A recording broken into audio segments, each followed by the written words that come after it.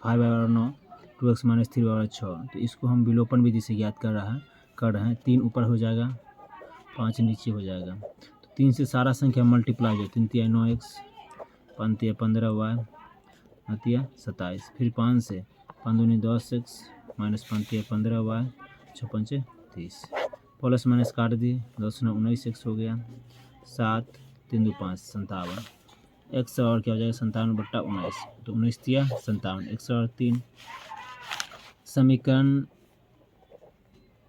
1 में x का मान रखने पर तो 3x प्लस 5y बराबर 9। x का मान कितने 3 है, 3 गुने 3 प्लस 5y बराबर 9। तो 5y 9 बराबर की इस साइड तो -9, तो 5y 0, y बराबर 0/5, तो क्या आ जाएगा 0 हो जाएगा। तो x बराबर क्या आ जाएगा 3 आ जाएगा, y बराबर 0। फिर से समझ लीजिए 3x प्लस 5 बराबर 9 है, 2x माइनस 3 बराबर 6 है। 3 ऊपर ले लिए, 5 नीचे। 3 से सारा संख्या मल्टीप्लाई, 3 तिया 9x, 5 तिया 15, 9 तिया 27। 5 से 5 दूनी 10, 5 तिया 15, 6 पंचे 30।